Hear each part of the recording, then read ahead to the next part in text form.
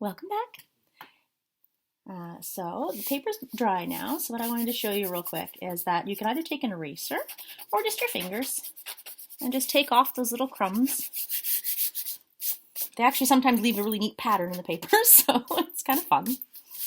So I just go around and I just kind of scrub them off. Easy peasy. I keep saying that, but it really is. Puppy's snoring in the background. He's decided it's nap time. It's evening here. I had planned... It was evening when I first started filming as well. Like it was, I don't know, early afternoon, I suppose. But then he decided, with all of his temper tantrum that he was having, that he wanted to go for a walk. And then he wanted to have his supper. And then he wanted to have a cuddle. Each time I started hitting record, he would just tell me, no, me, pay attention to me. Don't talk to them. I had to wait until he decided that he'd had enough. And now I can finally get to doing this. So the second stage of what we're doing,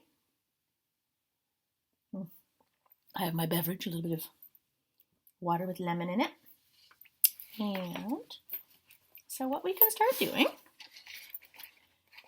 because the idea is that we want to make a whole bunch of little cards that are about yay big, in theory.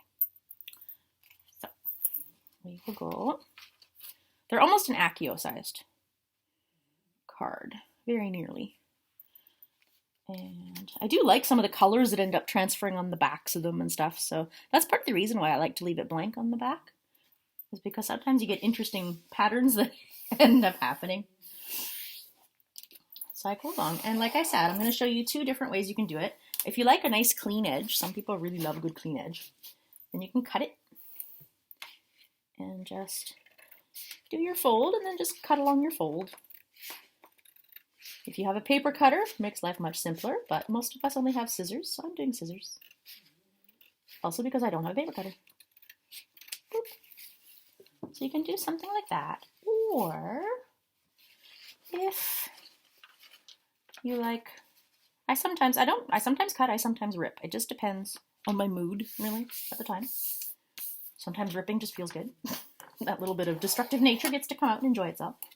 So I fold one way, fold the other. There's no way to guarantee that it won't rip the way you don't want it to anyway, but a couple of good folds is usually helpful. Once you've done a couple and it feels like it's good, then you just go along, and it gives it a nice soft edge as opposed to a firm hard edge from the scissors. You get this really nice soft sort of fuzzy edge. So depending on how you want to do your cards, you can do either or. Both are good. There is no right or wrong. And then you just keep folding in half and cutting or ripping, depending, whichever you've chosen, until you get down to the size you want. Some people like to stop at this size and have them big.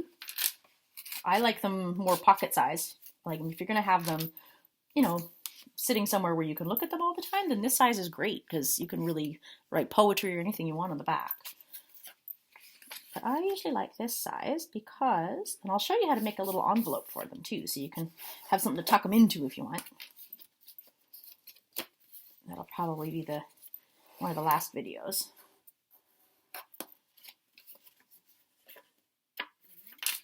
And there we go. And those will be the size of the cards for these ones. And you do that with all of your pieces of paper, however many you've made and however many cards you want to make. If you're making several sets, it's good to do several sets with all different, like several big pieces of paper with different colors, and then just rip everything up or cut it all up, and then mix up all your colors, and then you can start making your cards. So I will carry on my ripping and doing, and then we'll move on to the next step.